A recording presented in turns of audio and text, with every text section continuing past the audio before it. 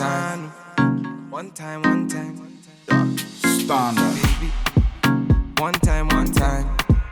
She's got to be. Lego. Hey guys, it's Joy here, and today we're talking all about money. I'm so excited to partner with Capital One on this video to show you the smart money habits that help me prepare for my financial future in college. These habits help me save thousands by graduation, as well as help me build great credit in my early 20s. In today's video, we are going to cover how to establish a consistent income, how to manage saving and budgeting, how to get your first credit card, and most importantly, how to build credit responsibly early on. One of my goals is to help you guys transition between high school to college and then finally college to adulting, and a big part of that is learning about credit, budgeting, and saving. Before we begin, comment down one money lesson that you've learned as a college student. So the first thing we're going to talk about is establishing an income. College is a great time to get serious about having a consistent form of income, whether that is getting an on-campus job or starting your own side hustle. When I was a college student at the University of Southern California, I took on a variety of different income sources. Those included getting internships at companies like NBC Universal and Google, starting my own hair care business, and working an on-campus job. As a college student, there are so many different ways that you can begin to make money. There are both traditional and non-traditional ways. So on the traditional side, we have things like campus work study or getting a on-campus job. On the non-traditional side, there are things like getting your own side hustle, tutoring high school students, or even just walking dogs. Your side hustle can also be things that are more passion oriented, like starting a photography business. Like I said, I had a mix of both while I was in college. I worked at my university's Center for Black Cultural and Student Affairs as an on-campus job, and I also had my own business where I worked as a social media influencer, and I also own a hair care business. Now that you know the ways that you can make consistent income as a college student, let's get into the ways that you can actually budget and save that money responsibly while still dealing with all the expenses that come with being enrolled in university and living away from your parents for the first time. By the time I graduated college, I had a 5-figure savings account.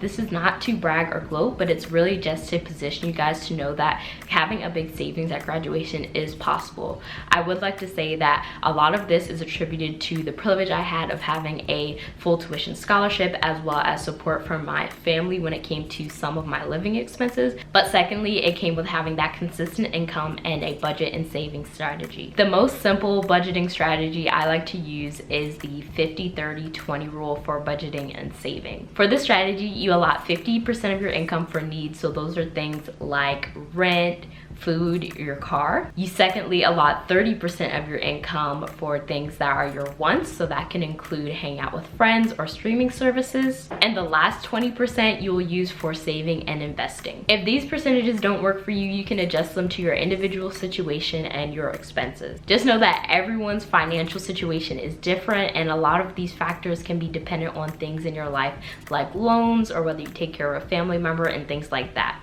So try your best to just adjust it to work for you. Once I developed ways to earn income as well as my saving strategy, I really thought it was time to sign up for my first credit card so I could start building a credit history.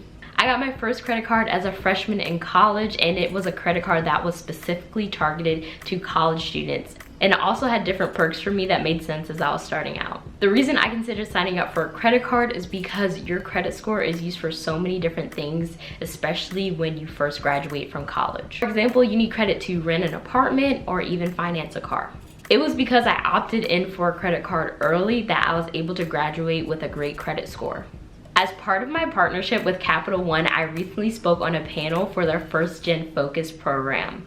This program is dedicated to supporting first-year, first-generation college students through the 3 pillars: financial well-being, personal wellness, and career readiness. So during the kickoff event, the best practices for credit actually came up. So I'm gonna break down 2 tips that I took notes on during the event. Tip number 1 is to make sure you are as educated as possible before signing up. For example, make sure you know the important terms like credit score. A credit score is one factor among others that banks use to determine whether they will lend you money. And like I said before, this can determine whether or not you get your first apartment or can make other big purchases. The second lesson I took away from the event is to take advantage of free credit management tools once you have signed up for your first credit card. For example, CreditWise from Capital One provides alerts when there are meaningful changes to your credit score. CreditWise also provides resources to see the potential financial impact your purchases might have before you make them. It's free and you don't have to be a Capital One customer to use the app. So now that I've talked about the importance of building credit early, you can now begin your credit journey.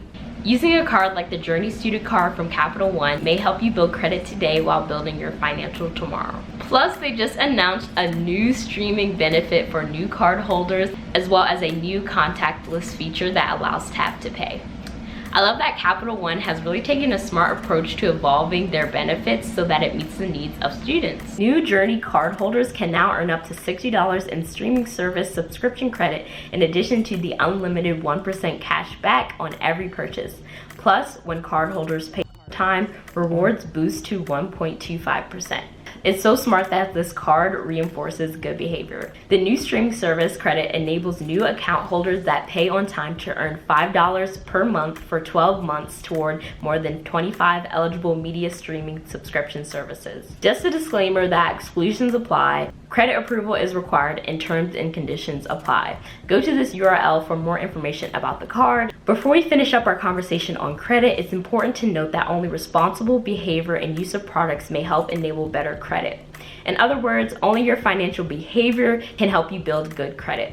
So keep in mind these points before you begin anything. 1, know what you're going to use the credit card for. 2, if you don't think you're ready for a credit card, you may think about becoming an authorized user on your parents' account if they have good credit. This way you can begin building your credit off of their positive history. And 3, know that many factors can affect your credit score, not just one credit card. I wanted to end this video by saying I'm so happy that I was able to create this guide in partnership with Capital One because it is something that I wish I had when I was entering college. You all know that I only partner with brands that I truly love, and Capital One has proven their dedication to college students, especially first-gen college students like myself. Make sure you go check out Capital One's new benefit from their Journey card at www.capitalone.com/journey if you're ready for your first credit card. Also, if you're a first-year, first-generation college student, make sure you apply for Capital One's First-Gen Focus program. You can check out the links to both of these things in the description below. Lastly, remember that this video is just a starting point. Use all of the resources around you and be proactive to make sure that you're building the best financial future. If you enjoyed today's video, leave a comment down below letting me know one thing that you plan to implement into your personal finance journey, and I'll talk to you guys next time. Bye!